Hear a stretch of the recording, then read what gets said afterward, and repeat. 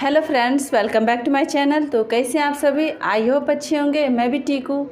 अभी मैं आप लोग के साथ शेयर करने के लिए जा रही हूँ कि करवा चौथ के व्रत में कौन सी प्रेग्नेंट लेडीज जो है व्रत कर सकती है और कौन सी प्रेग्नेंट लेडीज जो है वो व्रत नहीं कर सकती है। तो चलिए वीडियो को स्टार्ट करते हैं।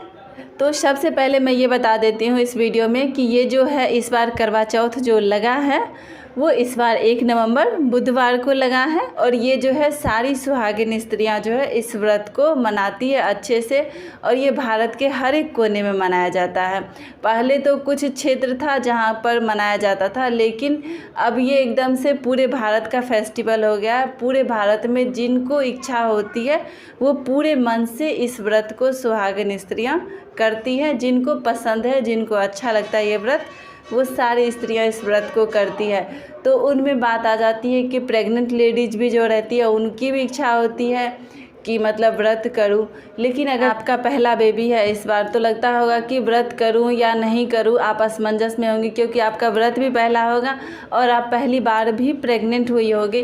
तो ये भी लग रहा होगा क्या करूं, कहीं मतलब कि प्रेग्नेंट हूं तो कहीं बच्चे पे कोई असर ना पड़ जाए, कहीं कोई मेरी प्रेगनेंसी में कोई आगे बाधा ना हो जाए, या फिर आपको मतलब बहुत सारे मन में असमंजस चल रहा होगा। आपके मन में बहुत सारी दुविधाएं चल रही होगी, क्या होगा नहीं हो, क्या करूं नहीं करूं।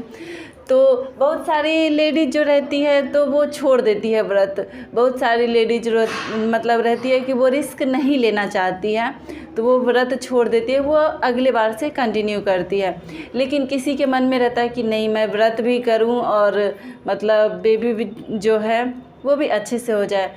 तो फिर वो सोचती रहती है कि क्या करूं नहीं करूं, दिमाग में बहुत सारी बातें चलती रहती है। तो अगर आपका मन है कि मैं व्रत भी करूं और मेरा जो है प्रेगनेंसी भी मेरी अच्छे से एकदम से चली जाए, तो आप ऐसा कर सकते हैं कि आप जो है व्रत करें। और ऐसा होता है कि बहुत सारी लेडीज मतलब कि ऐसा होता है कि बहुत सारी महिला को जो होता है कि वो व्रत अच्छे से कर लेती है, उनको बचपन से ही आदत रहता है फास्टिंग करने का, वो बचपन से ही उपवास करती आती है, तो उनको कोई दिक्कत नहीं होती है। वो प्रेगनेंसी में भी अच्छे से निकल जाती है व्रत करके, और उनको मतलब दिन भर भूख प्यास भी नहीं लगती है, जिनको बचपन से आदत है फास्टिंग करने की। और जिनको आदत नहीं है फास्टिंग करने की तो वो तो और ऊपर से प्रेग्नेंट हैं, तो दोनों बातें चलती रहती है, होगा नहीं होगा, कहीं बीच में ना टूट जाए। तो आप ऐसा कर सकते हैं कि आप जो है सुबह 4 बजे उठ के आप जैसे कि नारियल पानी या दूध पी लीजिए। एकदम से नारियल पानी जो रहता है पूरे दिन बॉडी को जो है हाइड्रेट करके रखता है, एकदम से आपके बॉडी में जो है पानी की कमी जो है वो नहीं होने देगा। तो आप अगर जो मन है आपका पूरी तरह से एकदम से आप मन आपने बना लिया है कि हाँ आपको मन है कि हाँ आप व्रत करेंगे ही करेंगे, तो आप व्रत जो है स्टार्ट कर दें। अगर आप सुबह में जैसे नारियल पानी या दूध कुछ भी पी लेते हैं, खा लेते हैं, तो आपका दिन जो है इजीली निकल जाएगा। और आप जैसे कि सुबह में 3 बजे 4 बजे उठ के खा लेंगे और लेट उठेंगे, तो उसके बाद दिन जैसे पूजा पाठ के दिन में रहता है कि आप काम धंधा भी करते रहते हैं, थोड़ा बहुत इधर उधर पूजा की भी जो है कुछ चीज़ें जो रहती है इधर उधर रहती है, तो वो सब आपको एक साथ करने में पूजा की जो सामग्री रहती है सारी, वो सब आपको एक साथ करने में, सब चीज़ करने में टाइम निकल जाता है। पूजा के दिन में टाइम जो है निकल जाता है, मेहंदी वहंदी भी लगाना रहता है, ये सब करने में आपका टाइम निकल जाता है। अगर आप मन में ठान लिए कि आप प्रेग्नेंट हैं फिर भी आपको करना है, तो आप कर लीजिए। बेशक आप एकदम से कर लीजिए, आप एकदम से ये मत सोचिए कि मतलब क्या होगा नहीं होगा। अगर आप सच्चे मन से एकदम से करेंगे और आपकी प्रेगनेंसी जो है अच्छी चल रही है, आपकी प्रेगनेंसी में कोई भी दिक्कत नहीं है, तो आप कर लीजिए। अगर आपके प्रेगनेंसी में कोई दिक्कत है तो आप मत करिए, आप वहीं पर रुक जाइए, क्योंकि उपवास आप अगले साल भी कर सकती हैं, फास्टिंग आप अगले साल भी कर सकती हैं। लेकिन अगर आपके बेबी को कुछ हो गया तो फिर वो दोबारा हो ना हो इसकी कोई गारंटी नहीं है। लेकिन आप फास्टिंग तो अगले बार भी कर सकती हैं, क्योंकि करवा चौथ अगले साल भी आ जाएगा। तो यही है कि आप सोच समझकर जो भी फैसला है आप एकदम से सोच समझकर कीजिए। अगर आप शुरू से ही फास्टिंग करती आए हैं तो उसके हिसाब से, और आपने कभी फास्टिंग नहीं किया है, उसके अकॉर्डिंग आप देख लीजिए कि आपका बॉडी जो है काम करेगा निर्जला व्रत करने में या नहीं करेगा। तो आप उस हिसाब से आप अपना सोच लीजिए और उसके बाद व्रत का करने का ठानिए कि हाँ मुझसे हो पाएगा या नहीं हो पाएगा।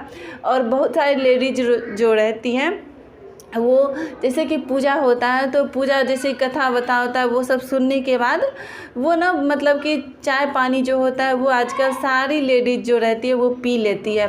तो अगर आपको लग रहा है कि आप निर्जला नहीं कर सकती हैं तो आप पानी भी पी सकते हैं, पानी वानी पी के, चाय पानी पी के, क्योंकि आजकल सारे व्रत में ऐसा हो गया है कि आजकल सारे व्रत जो है मतलब कि ऐसा नहीं है कि सब के लिए। अगर आप प्रेग्नेंट हैं, आपका बॉडी काम नहीं करेगा एकदम से और आपकी इच्छा भी है कि हाँ मैं व्रत करूं, तो आप चाय और पानी पीकर आप व्रत कर सकती हैं। ऐसा सभी लेडीज जो है लगभग अब सब करती हैं। तो आप ऐसा अगर आपसे लग रहा है कि आप निर्जला नहीं कर सकते तो आप ऐसे भी व्रत कर सकती हैं, चाय और पानी पीकर आप व्रत कर सकती हैं। लेकिन एक बार हो सकता है तो आप अपने पंडित जी जो होंगे आसपास, आप उनसे एक बार जाके पूछ लीजिएगा कि ऐसे व्रत कर सकते हैं या नहीं कर सकते हैं। अगर वो मना करेंगे कि नहीं निर्जला ही करना है तो फिर आपकी इच्छा है, आप कर सकते हैं, आपका बॉडी काम करेगा तो आप करिए, नहीं काम करेगा तो आप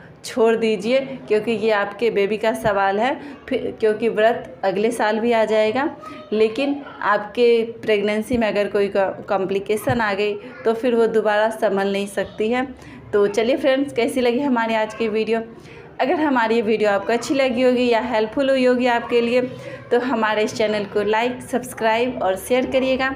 मिलेंगे फिर एक नए वीडियो के साथ, तब तक के लिए टाटा, बाय बाय।